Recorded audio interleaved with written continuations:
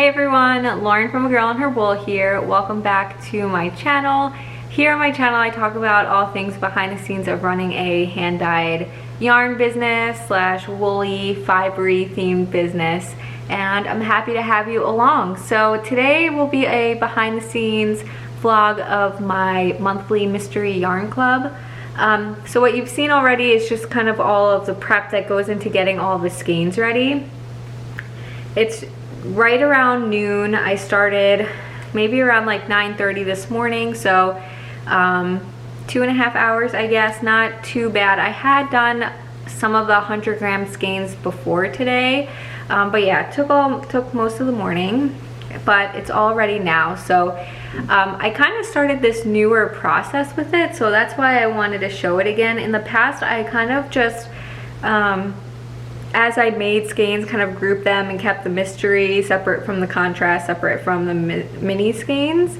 But I always was kind of like crossing my fingers that I got the numbers right. So what I did last month, and so I did it again this month, was I have a spreadsheet where I total up everything I need. So I have 2 subscriptions that use a 20-gram mini. I also dye one up for myself. So there's 3 20-gram sock minis that go into the main skein, but then there's something like 20 something for the contrast. And so instead of keeping those separate, I just pile up all the 20-gram minis. So everything that needs for the main skein, the contrast skein, and then the mini skein sets, I kind of just pile everything up, and I line it up in order. So I had 10-gram minis, 20s, 30s, 40s, 50s. I even had 60, 70, and 100. But I had my hundreds on the chair here. So I kind of line them all up, and then on this table I do the DK, again, the same thing. So I total it all up across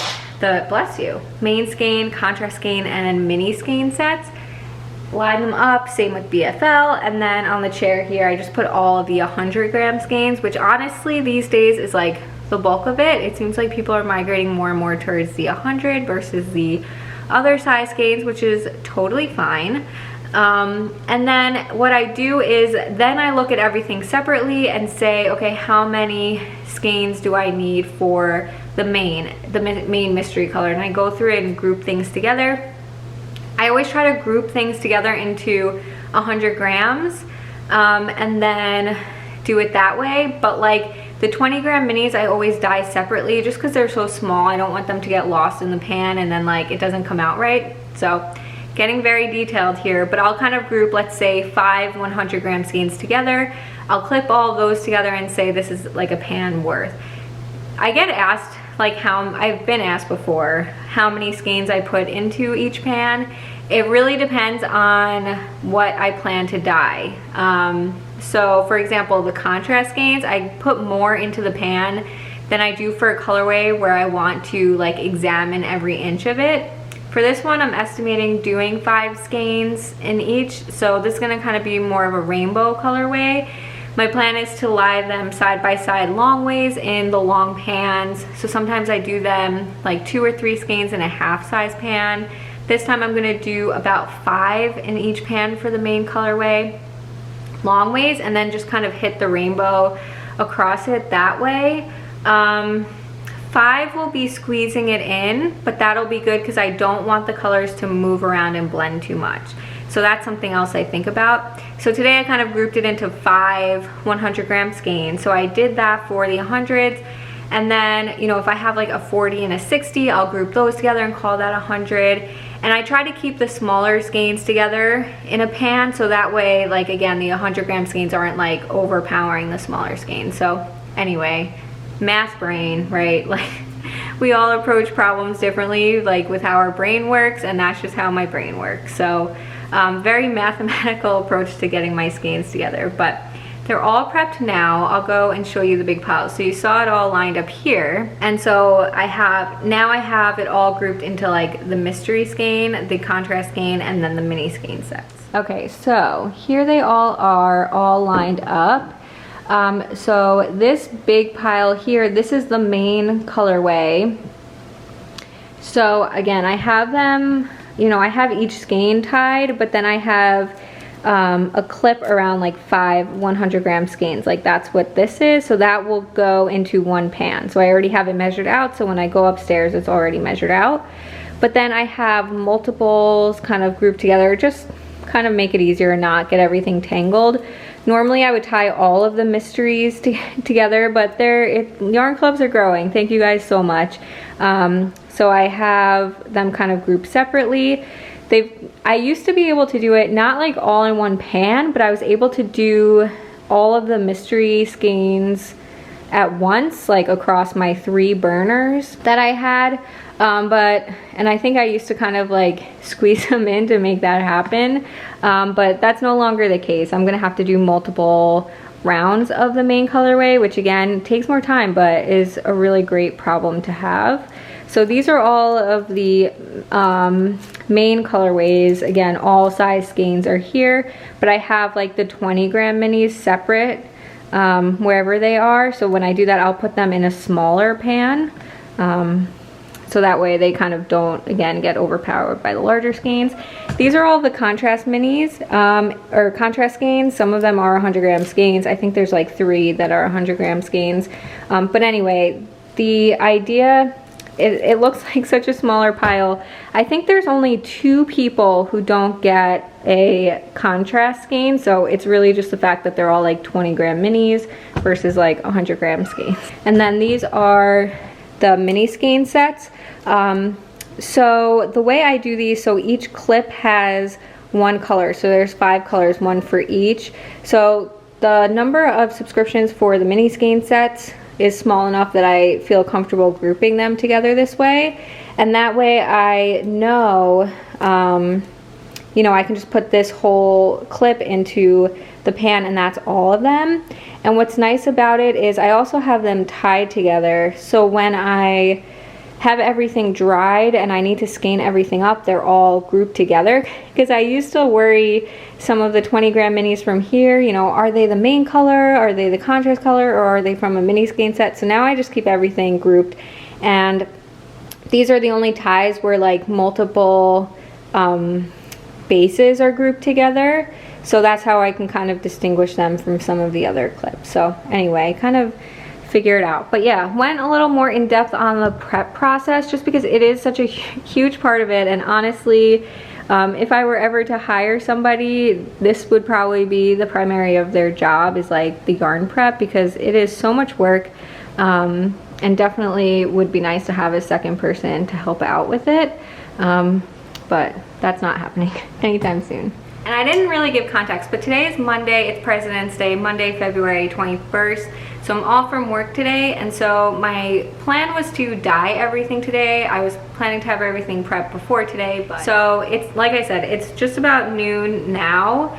And so my plan is to get like the first batch of the mystery yarn soaking, and then have some lunch, and after lunch I will dye up dye. And so my new hope is that I at least get done the mystery colorway this afternoon, and then if I get through that, my like stretch goal would be to also get the contrast done.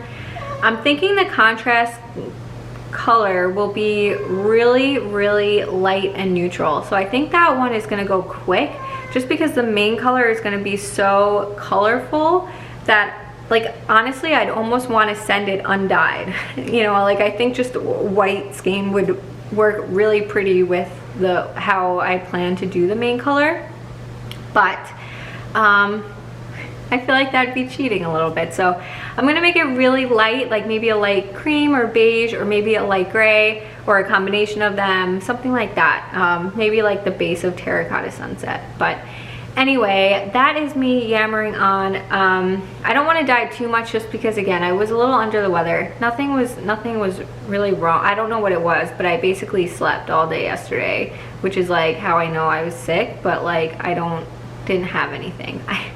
I think I did a really hard workout on Saturday, and like I needed 24 hours of sleep to recover from it, which is like not good.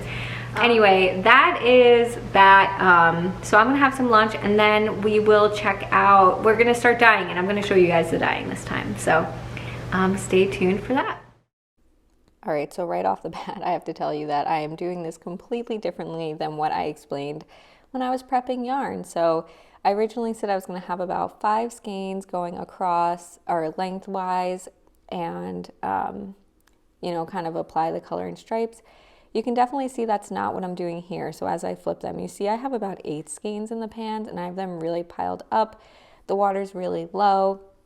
And I'm applying the colors in order of how they appeared in the inspiration photo, and I'm kind of covering the top. So keep in mind, because the water's low and there's a lot of skeins really scrunched in there, so we're only seeing the surface of the yarn in little bits. And so what's nice about applying the yarn this way versus how I originally planned is that you'll kind of get more random colors as you work up with the yarn. It'll almost appear like a speckled yarn, which I thought would be much nicer, and it honestly is quite my style. I've done some colors that more do pooling and everything, but you know, this is kind of where I am most comfortable and where I'm happiest. So anyway, I mixed up colors in bottles and just move the skeins around and then apply the colors on top. So you saw me do some light yellow, some orange, some reddish kind of pink color, now more of a brighter pink. And we'll kind of go through the rest of the colors throughout. And yeah, again, just kind of move it around and have the skeins randomly piled up so that those colors will hit across the skeins randomly, which will, again, have a really nice effect in the end. The order in which I am applying the colors in as we kind of bring in a more darker pink, almost a purple, is that the yellow, I'm going in order from left to right of the inspiration photo. And the yellow, I started off doing it, it's a pretty light yellow, right? It was in the color, it was in the photo, and I did it pretty lightly. It was also the first one. So even here you can see some of that yellow in the center there. So it's going to get covered up a bit. It was also a really light color compared to some of the others. And so when I won't show me dyeing the contrast color, but I actually ended up dyeing it as the yellow because it just, and I show it at the end when I show you the finished skeins, but you'll see that it really just didn't show through as much. And some skeins had it more, of course, than others, but I really wanted to bring that yellow back out, so I do it in the contrast skein. So at the end here, I did kind of some brighter blues, and I'm kind of just trying to cover up the remaining white with, so you can kind of really see all of the colors there. And what I'm coming in here with at the end is just some gray that I'm speckling in really lightly. So some sections will have it a little bit more than others, but again, I just wanted to cover up some of the white. And I thought it would be nice to kind of mute the colors down a little bit. Again, we're not quite in summer with like the bright colors, and so the gray kind of just helped mute it a little bit, but then also, again, just kind of helped cover up some of the white section. So just a little bit of that. So it is now Thursday, February 24th, and I wanted to just talk through, just show you guys how the yarn turned out. So you guys getting a sneak peek of it here behind me, but I'm just gonna run through quickly. I know I talked about the dyeing and the colors themselves while we were dyeing, and so just gonna kind of hold up some of the samples here really quickly. I am thrilled with how this turned out. I'm really glad I ended up doing it the way I did with kind of the more random colors versus the faux striping. Let me show you some of it up close. So this is it on sock. I do have new lighting, and in my testing this seemed to really be working a lot better than my old lighting, so I think you are gonna get a good picture of it. So yeah, I think it just came out really almost like a watercolor, in the sense that it's just these really pretty spring colors, definitely brought out the spring, and just the way they're kind of like overlapping and blending and all of that stuff. It just reminded me very much of a watercolor, and I think it's really different from a lot of the clubs I've been doing recently and a lot of my colorways. So definitely excited. It hits all the colors of the rainbow again. They're kind of all on there pretty randomly. Really excited about that. So this is it on 100 grams of sock, and then this is it on 100 grams, a 50 gram, and a 20 gram. So again, you can opt to get the the Yarn Club on any size skein, so people kind of go across the board. So we have the 100, the 50, and the 20 gram, and you can also do other sizes as well, of course. And then here it is on DK on the, it's my right, is it your left? I have no idea if it mirrors it. This one is DK, in the middle here is BFL sock, and then again sock on the outer edge here. So you can kind of see it on the different bases there. And then for the contrast color, you did not see this during the dyeing. My original, so you guys know I put gray on the colorway. I kind of speckled gray. And honestly, it's not a ton. So on this skein, you see a little bit in here. That's blowing, it's getting blown out a little bit, but there's just a little bit of gray. Like, I don't think any of the skeins have it too much. This one has some of it up here.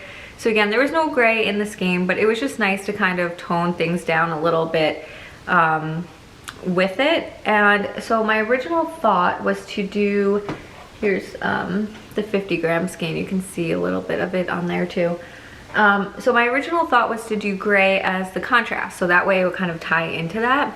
But I mean, I know I talked about it during the colors, but the yellow, there's not a ton of yellow. So like this skein has like a little splotch of the yellow, but the yellow kind of got hidden. Again, it's the lightest color. I did it first, so everything else kind of went on top of it. And I really wanted to bring more of that yellow out.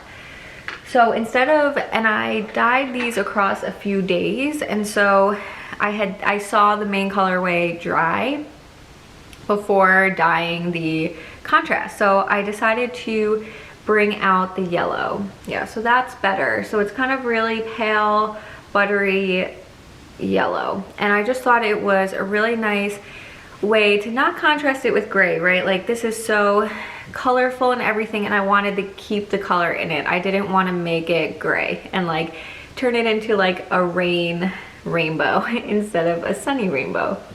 So anyway, that is it as a 100 gram skein, and then here it is as a 100 gram skein with a 20 gram contrast, which again is the most popular option.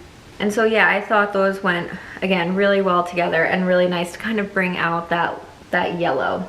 So again, it's a very springy color. I talked about this last month, but I always tend to struggle if, you know, March should be spring or still have it be the winter colors. But I was just ready to be on spring. I was ready to bring out all of the colors. I wanted to do something with a rainbow, and this just was perfect. It is exactly what I needed to be dyeing. So I hope you guys all feel the same way. And then I'm just going to show you the mini skein set. So for the mini skein set, I love how this one came out.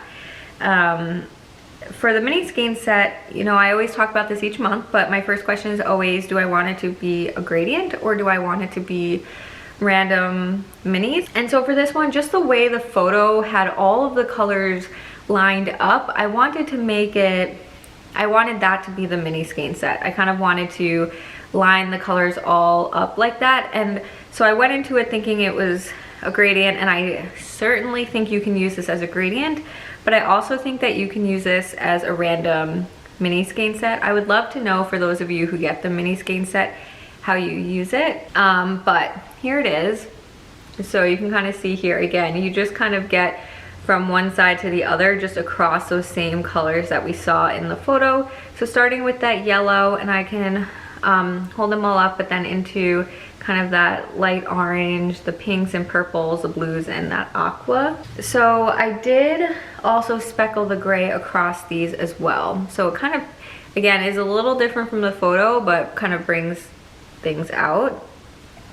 So this is the first one, so it's mostly that same pale yellow from the beginning of the photo, but I did also bring in a little bit of the orange and then some of the speckles of the gray. So the second one is mostly the orange, but it has a little bit of the pink coming in, and it has a little bit of yellow, and then again the speckles of the gray. And then the third one is mostly the pink with some purples, and again the speckle of gray. The next one is just the purple and then getting into the blue, which this is my favorite. And then we get from the blues into kind of that aqua blue green at the end. And so again, then just holding it up, here it is. So if you follow me on Instagram, I posted a photo of a pair of socks my mom just recently finished, and I'll put the pattern up here. And I think this would be an amazing set to use for those socks. So pairing it with, again, kind of a gray or even overnight oats or something like that would be really pretty to make a pair of socks out of this, or even like a darker, like a navy would be really pretty. Denim, of course, before the rain even. So, so yeah, that is the Mystery Yarn Club and the Mystery Mini Skein set. So going into April, I need to show you guys, I have the blanket my mom made of the last year colors, so I'm gonna do a separate video where I just show that really quickly. I know this is long, so I don't want to tag it on here, but it's been really nice to look at it and use it as inspiration for what I want to do. And I realized I really didn't do a lot of purple, and if you follow like older dye with me's, I talked a lot about how I struggled with purple a lot, and so I think that's why it didn't really appear in the yarn clubs all that much. So for April next month, I will put up the inspiration photo here. It is going to be a beautiful purple color, so if you love purple, April is going to be the month for you. So yeah, if you haven't signed up yet for the club, you can do so through the 20th. That is when signups for the April clubs will go through. So that is it with the yarn club reveal for today, for March.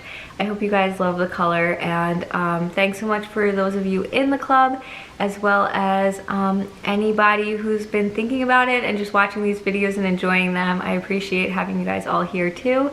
And I will see you guys soon. Bye.